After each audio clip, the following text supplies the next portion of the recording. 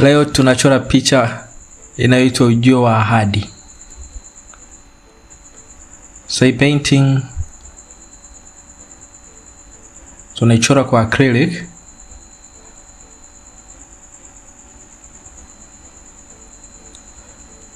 Kwenye normal canvas. Pale juu kulia unaona kuna karatasi kidogo kimechorwa kwa wino mweusi. Ile ndio jinsi wazo lilivyonijia.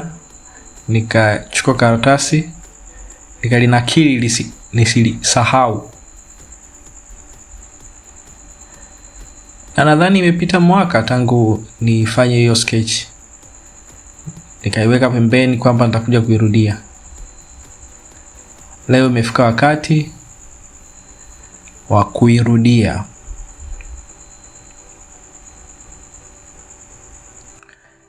Na wakati mwingine painting hazina maelezo mengi sana. Yale mawazo yaliyokufanya uchore mwanzoni sio ya kuelezea sana. Inamhitaji mwangaliaji, mtazamaji aiangalie, atie neno. Na mantiki yake itatokana ni nani anaangalia, lini anaangalia, wapi anaangalia. Na hii video hapa nimeiongeza speed kwa sababu painting ni kitu slow. Ningeweka kwa speed ya uhalisia ingechukua muda mrefu sana.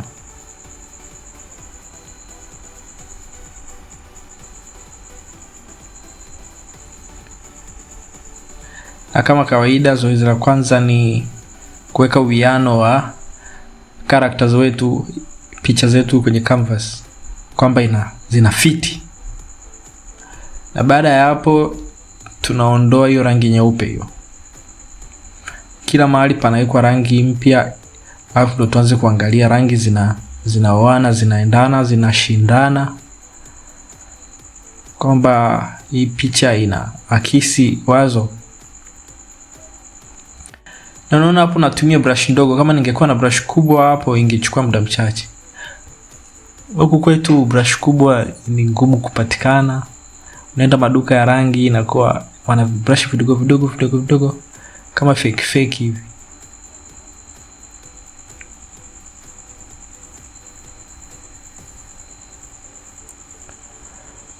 Malizia kuondoa rangi nyeupe hapo katikati. Tuanze kuona canvas nzima inatoa vibes gani, yani inawasilisha vipi picha, rangi zake zinaoana vipi.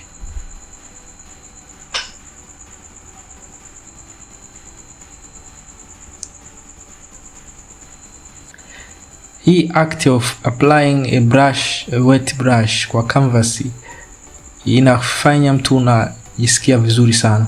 Ndio maana siku hizi wanaitumia kwa therapy wanaita.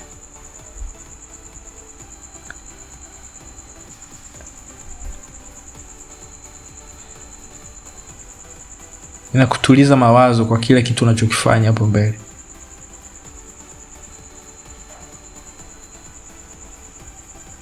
Kichwa yako na macho yako yanakuwa yanaangalia tu rangi zinavyoshibana na nyenzake za pembeni.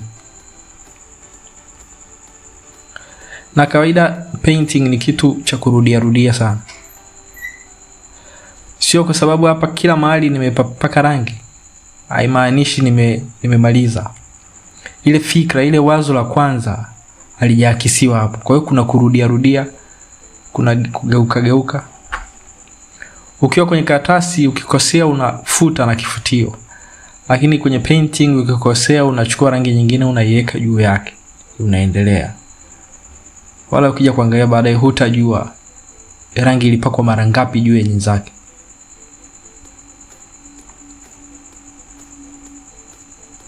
Ndio uzuri wa painting. Na painting unaweza ukaichora hata miaka 10.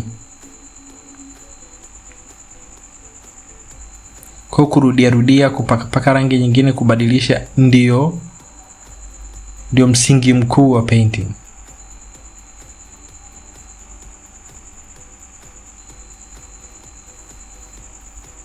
kwamba mtu akiangalia kwa sekunde moja, akitupia jicho, akiangalia hiyo picha uliyochora, je, anapata ile fikra uliyoiona? Na paka hapo kila mahali sijatumia rangi nyeusi. Nikitaka kupata sehemu ya dark colors nachanganya blue.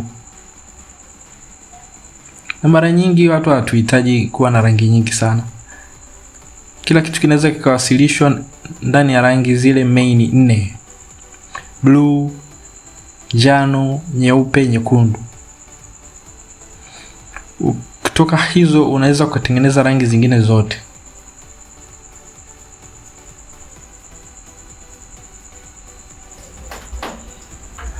Stage ya kwanza imeisha, tumeondoa white yote. Sasa tunaanza kuangalia uwiano wa rangi zinaoana vipi. Baada ya hapo stage ya katikati, then nafuata nakshi ya mwisho. Hiyo ni kama mkolezo mwingine wa pili naanza kuweka. Kuanza sasa kuleta zile effect, zile nakshi ambazo nia ya kudraw attention, kwamba macho yako akiangalia yaanze kwenda wapi, yaone nini kwanza, afu kipi kifuate. Hierarchy of attention. Kwa sababu kazi ya msanii kiangalie kiundani ni kupeleka attention ya mwangaliaji au mfuatiliaji eneo fulani. Ukipiga picha, photograph inachukua kila kitu kinachoonekana inakiweka hapo mbele. Sasa msanii kazi yake ni kuamua anachukua kitu gani hasa. Kitu gani anakiweka karibu, kitu gani anakiacha mbali, kitu gani anakipa mwanga, kitu gani anakipa giza. Chenye mwanga ndio kitaonekana cha kwanza,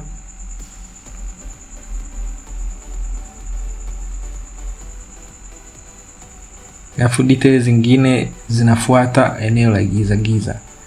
Hizo ndo zinazotengeneza contrast.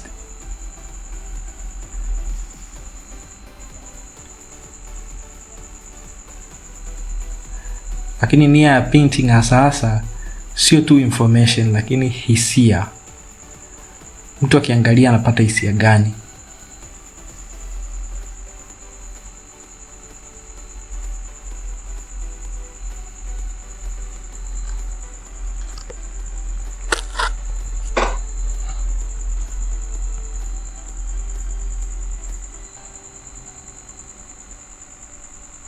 Hii ni rangi ya acrylic, rangi ya maji.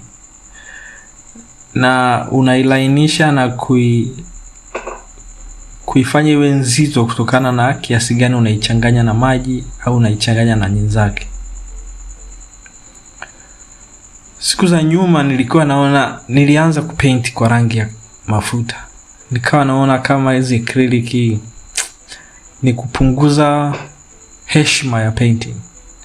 Ila nimekuja kuzipenda sana baada ya kuanza kuzitumia. So kwanza ni cheap. Pili, unaweza kuzitumia haraka sana kwa eneo kubwa. Na tatu, unaweza kuchanganya. Unaweza kaanza acrylic kama hivi kila kitu, afu baadaye ukamalizia ya mafuta, kwa sababu mafuta ina advantage moja, haing'ai. Surface yake haing'ai.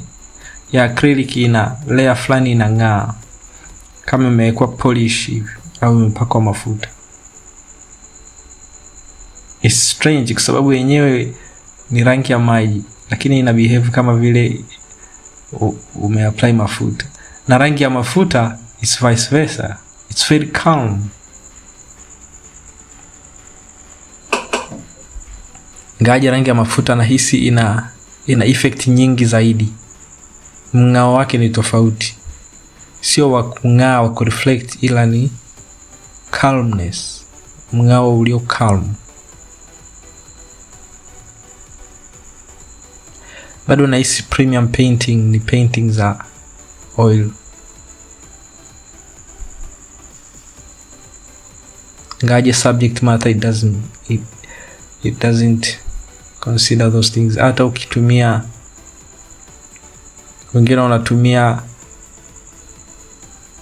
kahawa. Mimi na wewe kahawa tunakunywa, wao wanatumia kuzichorea.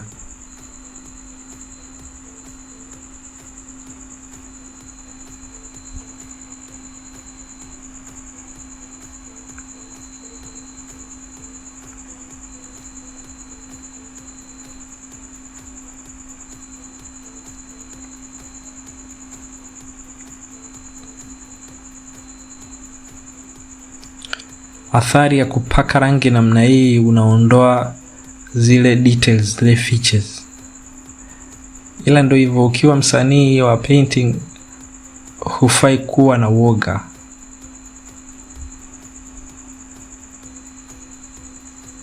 Usiogope utaharibu.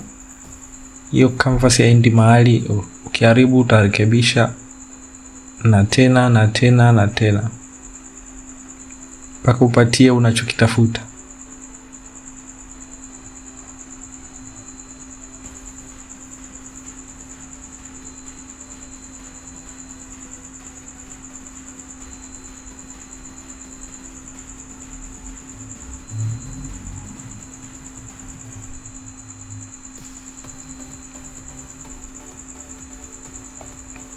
Hamna kitu kenye tension kubwa kuchora kama macho na mdomo. Hizo ndizo zinabeba expression nzima ya uso. Kidoti kimoja tu kinaweza kikaharibu expression nzima. Utarudia kuchora mara nyingi 7, 8, lakini uipatii expression unayotafuta. Kwa sababu gani? Labda umezidisha kidoti kimoja au umepunguza line yako kwa sentimita 2 tu. Na canvas ikiwa ndogo ndo complication inakuwa kubwa zaidi, unless utumie brush ndogo, na hizo zinahitaji utaalamu tofauti. Binafsi mimi sipendi brush ndogo.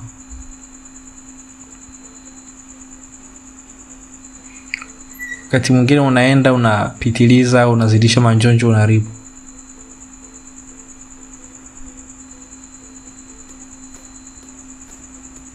Na unaweza kujiuliza kwa nini usiachie hapo tu, mbona inaeleweka? Hapana. Nia ya kuchora haikuwa tu kueleweka, mpaka ufikie ile lengo ambalo wewe unajihisi kwamba sina cha kuongeza, sina cha kuboresha, kwamba nikiendelea kugusa sasa hivi nitaharibu.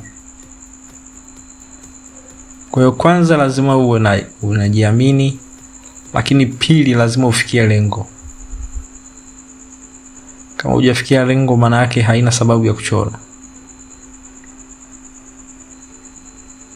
Hapa inaonekana kama nimepatia kila kitu lakini mpaka mwisho huu nilimvuruga nikachora upya. Shauri nilivyotoka, nikarudi baadaye kuangalia hiyo picha, nikaona haiwakilishi kama vile wazo langu lilivyokuwa awali. Kwa mchakato ukaendelea kufanywa maboresho mengi tu, mpaka ukiona ya mwishoni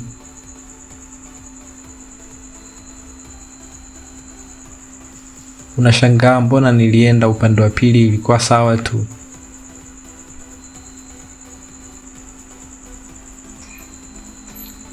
Wakati mwingine unapenda watazamaji, waangaliaji ndio waipe jina hiyo picha yako.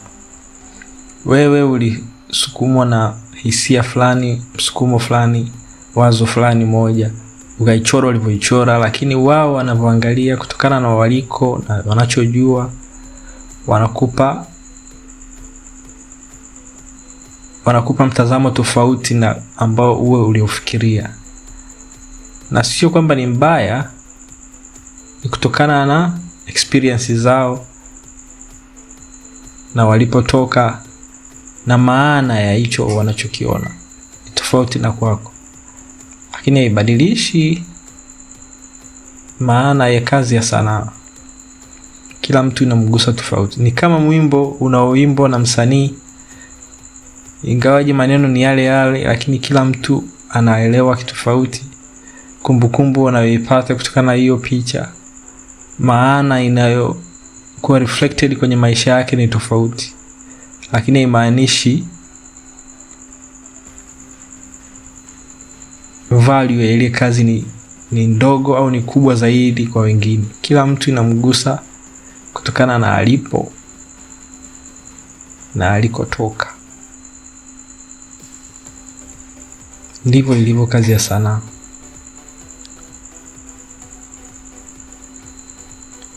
Ujio wa ahadi.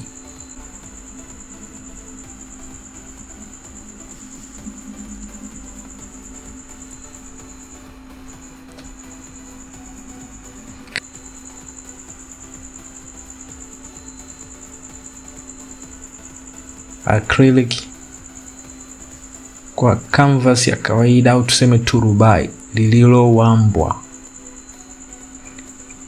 Angalia brush yangu ilivyochoka. Kwa kweli nahitaji brush mpya. Na sio tu brush mpya, brush za quality. Hiyo ndio kilichomalizika. Karibuni tena katika Sanaa ya Zaka. Endelea kuangalia video zingine. Cheers.